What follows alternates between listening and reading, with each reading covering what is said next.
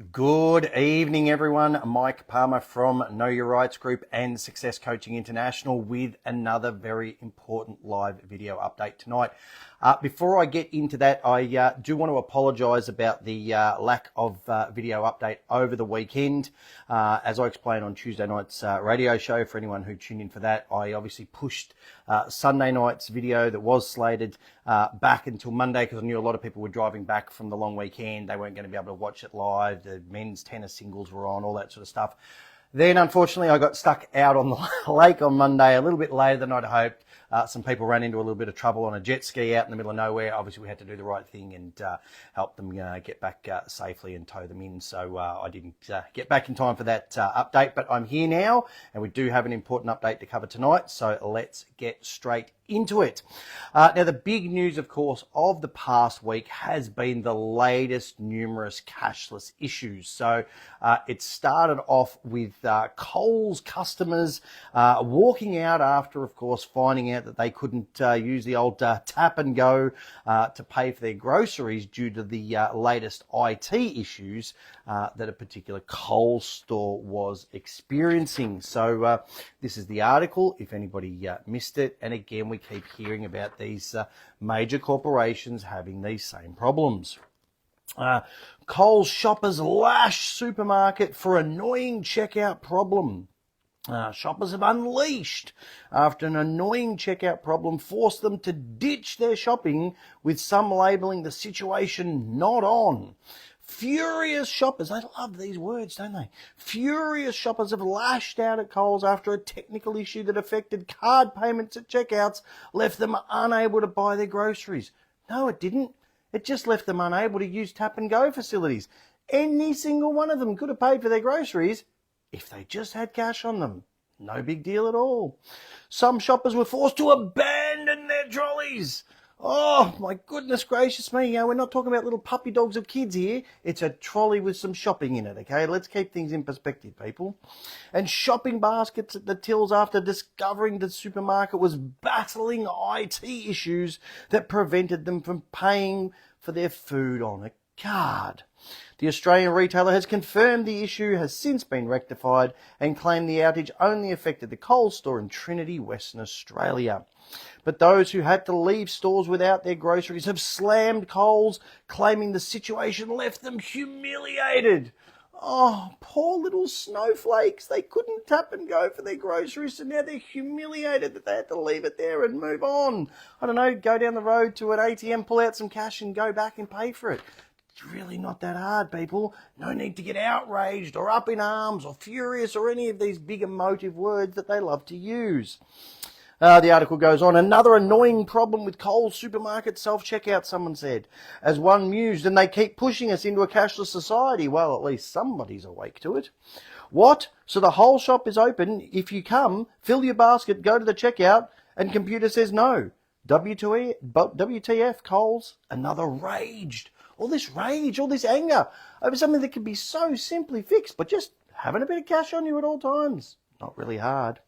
Coles has apologised to anyone affected by the technical issue at its checkouts. Due to a technical issue affecting our Trinity WA store earlier this week, some customers were unable to use card payment, a Coles spokesperson said. We apologise to any customers for this inconvenience. Earlier this week, a similar situation occurred in one of Sydney's busiest Coles stores, with a sign appearing at the entrance of the Westfield Bondi Junction branch. Cash only, sorry for the inconvenience. One local shared the news on Facebook, writing, cash only at Coles Bondi Junction tonight as the system is down. A great reminder to everyone of the importance of keeping cash. Absolutely. Okay, and it's something that's so simple, not asking you to, climb mountains or jump through hoops of fire. It's just go to an ATM and pull some cash out and keep it in your purse or wallet. I just don't understand why people are getting so angry, so enraged, so frustrated and so vocal about something so obvious and so regularly occurring. I mean, I've said many times before, the definition of insanity is doing the same thing again and again and expecting a different result. People need to understand that outages, IT issues, telco faults. All these things are going to continue happening, and they're going to continue happening more and more as more people are forced to use those systems, okay? And, they overload, those types of servers. So stop worrying about when the next inevitable occurrence that you can't, tap and go and pay with your card is going to be, and just A, simply use cash for all your payments, or B, at the very least, always carry some cash on you at all times for these very reasons, and keep in mind, cash is king. Now, thankfully, it does seem like many people are actually starting to get the message, and in fact, even beyond that, some people are actually hoarding cash, which is fantastic to hear. So this is a very interesting article that I do urge you all to go and read, and of course take the appropriate action for yourselves. So it's entitled Store of Wealth, Staggering Number of Aussie Banknotes Hoarded Away from Banks. New research has revealed a surprising way Australians continue to use cold hard cash despite a slump in the popularity of banknotes. The value of notes in the country ballooned by 22%, or $19 billion during the coronavirus pandemic, according to the Reserve Bank of Australia's report, Understanding the Post-Pandemic Demand for Australia's Banknotes. Today, demand for notes remains close to its historical high, the RBA says, despite cash being used less for daily purchases. While Aussies are reluctant to spend their cash, many continue to hoard it, the RBA research found. Stashing away notes is commonly done for store of wealth or precautionary motives, the central bank says. From the notes in circulation during last June, about 55% to 80% were hoarded after accounting for factors such as fire-damaged banknotes. The value of the stashed cash was $56 billion to $81 billion, the report found. This share has grown since the onset of the pandemic by around 5 percentage points, which indicates that much of the increase in banknote demand over this period was for hoarding purposes. The study comes after finance experts have warned Australia's transition to a cashless society is inevitable and could even happen by the end of the decade. Major banks have also closed thousands of branches as customers are encouraged to take up online banking. And therein lies the problem. So this is what I need people to really understand. It's that closing line that should be of most concern, especially those who have not managed to stash away any cash yet, because of course the powers that be are making it harder and harder for people to get any real access to cash at all. And if you want to hear an extreme story, I'm about to go through an article about a couple who were actually refused a mere $300 in cash from their own bank after driving 130 kilometers just to get there and take that money out. So if you haven't seen this story yet, have a look. And if you or anyone you know is with Bank West, they might want to rethink that. So this is entitled Bank West Denies Cash to Country Customer Forced to Drive 130 Kilometres to Dalwellanu to make withdrawal. Residents in WA's Midwest fear another rural bank is preparing to close its doors after several were refused cash withdrawals.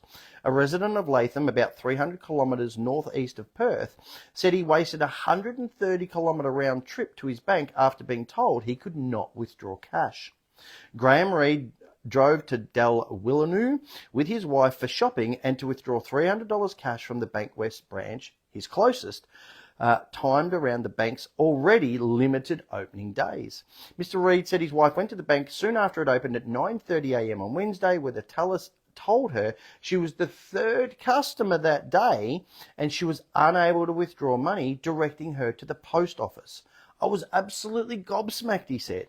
He said while they could withdraw a limited amount of money from their personal account at the post office with a card and personal identification number, he was unable to withdraw money from his business account. You can't do that down at the post office because you've got to have a PIN number for that account, he said. He said another customer facing the same issue while he was at the bank was similarly frustrated. I said, if you can't get money out of the bank, you may as well close. And she said, well, we haven't been told we're going to close, but I guess it won't be long before that happens. It's what banks are doing now. So again, keep that in mind. And then there was another very concerning subtitle that came up, which is deposits also being refused.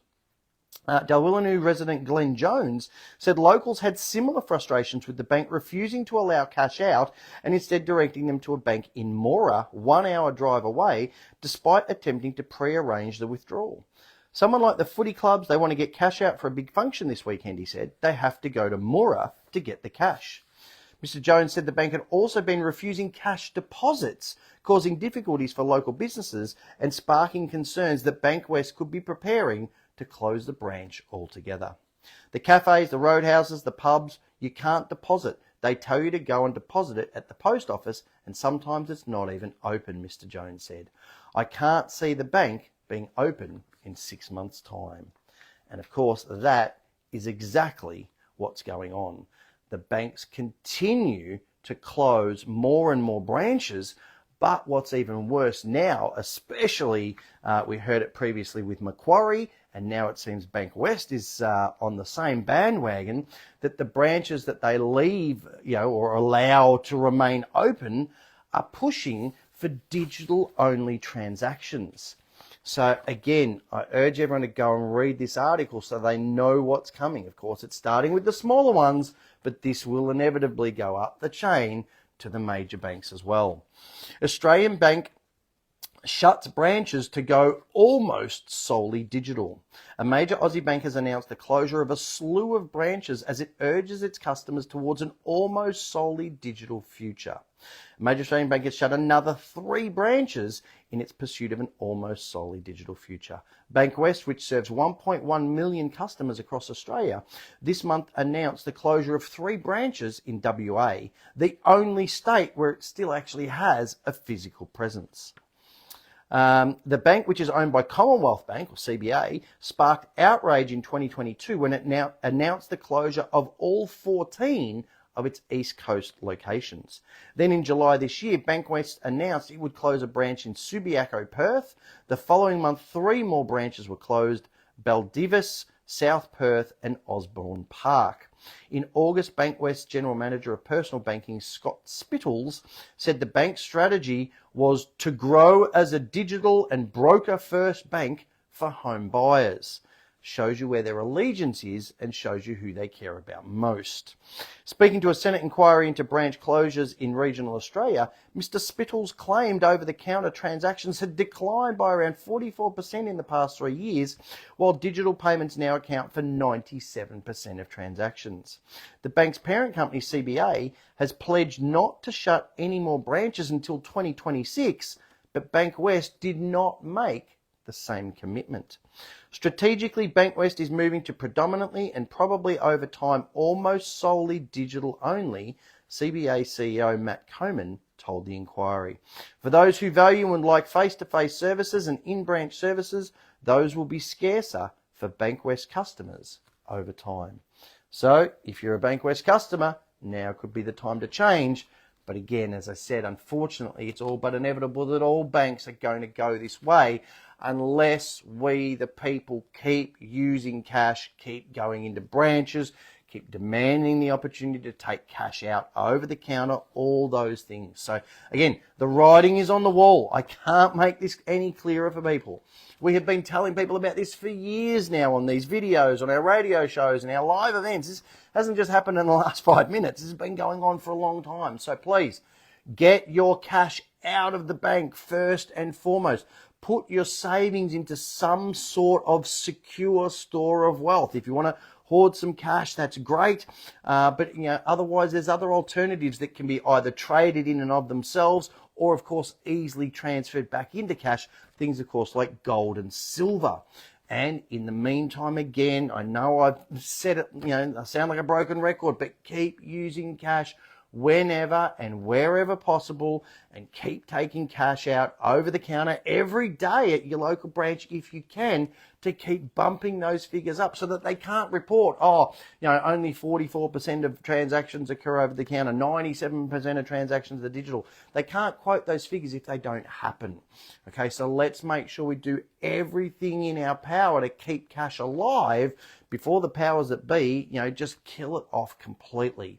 So again, this is a very timely reminder. I know I've said it before, but please make sure you add your signature to Jason's petition.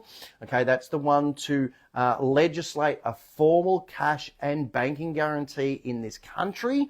Okay, again, there should be a link going up in the comment section of this video. Again, if you're watching this on YouTube, you'll just have to do a search on Google or DuckDuckGo, formal cash and banking guarantee petition. It's not hard, people. We can't keep putting links everywhere. We can only do so much. So please look out for that. Add your signature and let's put a huge dent in this relentless push towards us becoming a completely cashless society. And of course, on a similar point, again, make sure you join our Call Out Cashless Businesses Facebook group.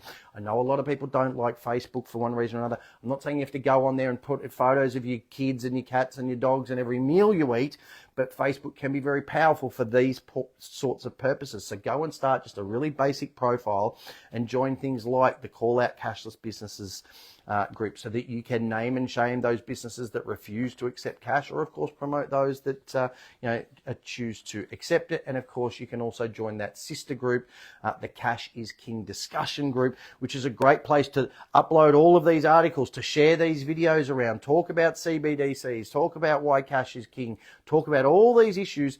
These are the places to do that. And again, you'll find links in the comment section, or again, just a simple search on Facebook will reveal those groups.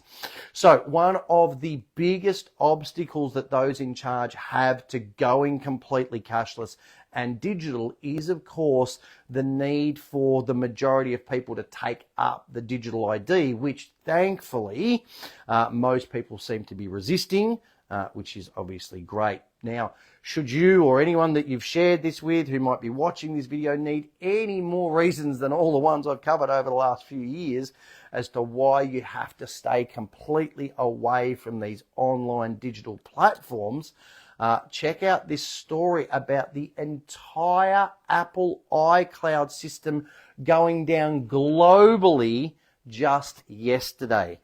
The entire Apple system. So here's the article for those who haven't seen it or may not be aware of it. It's entitled, "Many people are unable to access their emails as Apple iCloud crashes in global outage." The tech giant has confirmed services are down, with the outage affecting customers globally. Pardon me.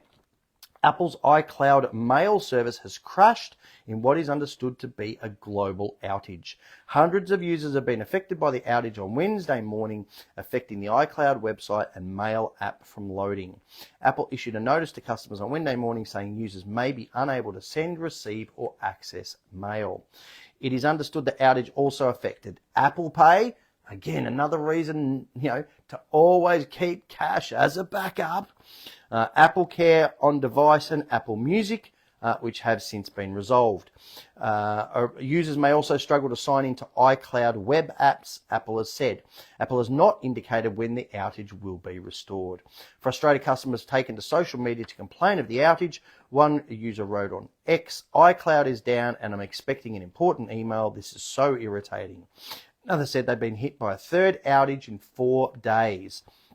Anyone else having issues accessing iCloud mail? Literally cannot get any of my recent mail to download, one woman wrote. So this is the problem with these cloud services. Have a system that you can download to your computer, back that system up to a separate hard drive, keep that separate hard drive offsite at a friend's place, family member's place, somewhere else. And if something happens, you've always got a backup of all your emails. This is just, really basic common sense stuff. But it appears as though so few people do it. They rely on these cloud services. And of course, when they go down, they're completely lost and they've lost access to so much very, very important information. So I've said it before. I'll say it again. If companies the size of Apple, worldwide, other large corporations, Telstra, Woolworths and the like, if these companies can't guarantee 100% service and connectivity, what hope do, other, slightly smaller corporations, the banks, the government service, what hope do they have? Only a fool, only a fool would, fully trust any digital platform. And this, latest story is just another clear example of why you should keep as much personal, private information and data offline as possible. We've spoken about this in regards to the Director ID. Don't sign up for this Director ID and hand over all your personal, private data for them to upload online. If you really feel that you must do it, do the offline form. Again, there's plenty of information on the Director ID on some of these past videos and down on the bottom of the fines page on our website. But please do not just rely on these online digital systems, because they are all but guaranteed to fail at some point in time. And as most people are aware, it always tends to happen at the worst time for them personally. All right, so finally, I want to do what I always do at the end of these videos, and that is to finish off with some more really great memes to get people thinking. Now, before I get to the memes as such, this is something that was sent through to us by one of our members. Now, this is very, very important for people to take notice of, especially our friends across the ditch in New Zealand. As you can see, this is a post or an article or a job advertisement, whatever you want to call it, from the Reserve Bank of New Zealand. And if you have a look at the position title, Senior Project Manager, CBDC and Cash Trials. They are doing CBDC and cash trials in New Zealand. And if you have a look here, it's the fixed term through to 2025. This was only just put out in December last year. So this is happening right now in New Zealand. So if you've got friends, family, relatives, whatever over in New Zealand, make sure they're aware of that. This is obviously the CBDC trial has been going on in Australia for over a year now. Now they're obviously doing it in New Zealand as well. And I'm sure it's happening in many other countries as well. So people need to be aware of that. All right, some of these memes are just so simple, crystal clear, and to the point. And I hope people really get the message. If you don't fight for what you want, don't cry for what you lose. Don't come back in a year or two and go, oh, but I can't access cash anymore and I've lost, all my ability to do all these payments and all these things. We're telling you now, use the cash now so that you don't lose access to it in another year or two. Avoid that Director ID. Avoid any digital ID so you don't get caught up in there. Oh, well, I have to have a digital ID now before I can, open a bank account or even go to my own bank and get my own money out or any of these things. We have to keep resisting. If you don't fight for what you want, please don't cry for it when it's gone.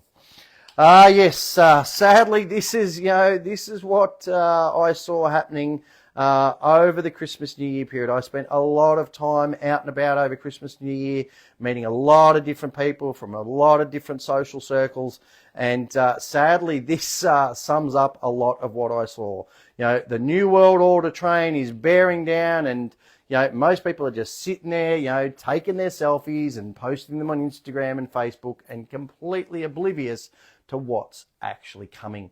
And again, this is why I urge you now, as always, please keep sharing these articles that I cover on these videos. Keep sharing these videos around on as many different platforms as you can, on as many different social media channels as you can, as many different groups as you can. There's only so much that we can share these around personally. You're all members of lots and lots of different groups, so keep sharing the links to these videos around as far and as wide as you can so that we can help these, selfie-obsessed people get the message and understand what's coming. At least give them time to, jump off the tracks, if not stop the train altogether. Yes, this one again, so clear.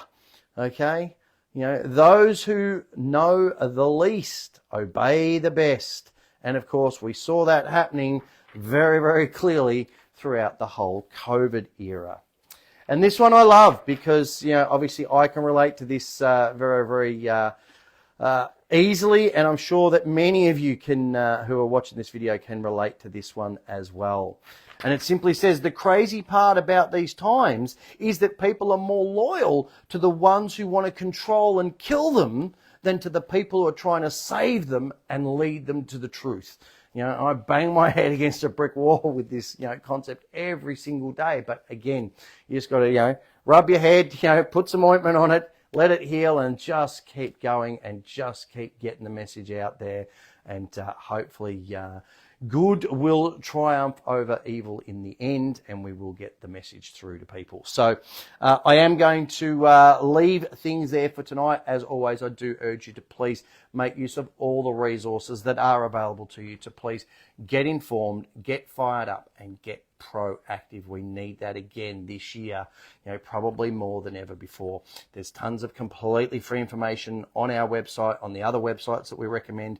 You'll find those in the comment section, in the video description. Very, very easy to find.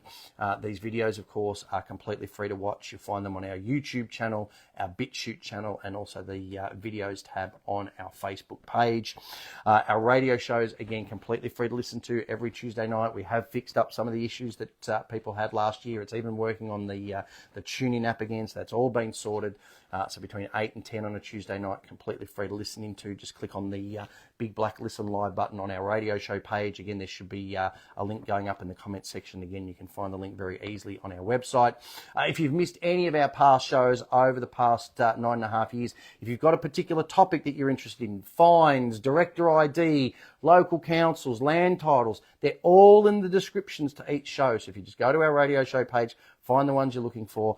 You can join up as a podcast member for less than $5 a week and access our full back catalogue of shows, plus, of course, all our future shows as well. So that one's a no-brainer. And again, of course, we will be back live on air again on Tuesday night.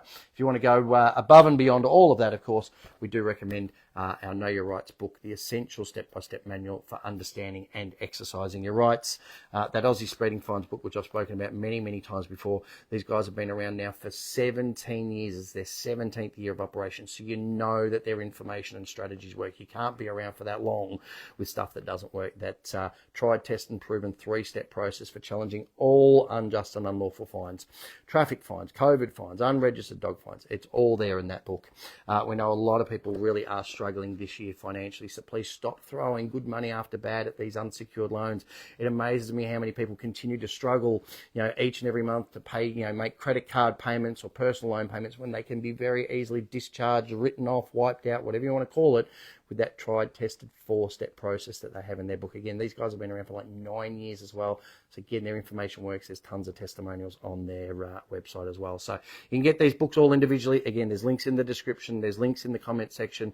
You can, of course, get them as part of the combo pack and save a little bit of money there, get a bit of a discount. You get our tote bag, little shopping bag as well, thrown in absolutely free as a little bonus. We've got, of course, our caps and beanies. It's going to be quite warm on the East Coast this weekend, so I hear. So probably not much use for beanies, but the caps are great. Help keep you cool. And, of course, people see the logo. They come up to have a chat. Great opportunity to meet like-minded people through that. And, of course, don't forget our extremely valuable home study course. It is a complete recording of one of our 2.5-day live events that spans over 17 DVDs. There's also a CD there with all the documents that we actually use ourselves. There's 3 custom-made workbooks. There's sections there to write notes next to every single slide from every single presentation. You can pause, rewind, fast forward, go through all of this in the comfort of your own home. And it's a resource that you'll keep coming back to year after year after year as you confront different issues with fines or governments or ATO or police or banking or whatever it is. It's all covered in that course. So again, you'll find a link in the description and in the comments. So I'm going to leave things there. Again, Tuesday night for our next radio show. I will be back. There's no video on Sunday. We are doing these on Thursday night again now. So we'll be back next Thursday. Until then, hope you all have a fantastic weekend. Take care.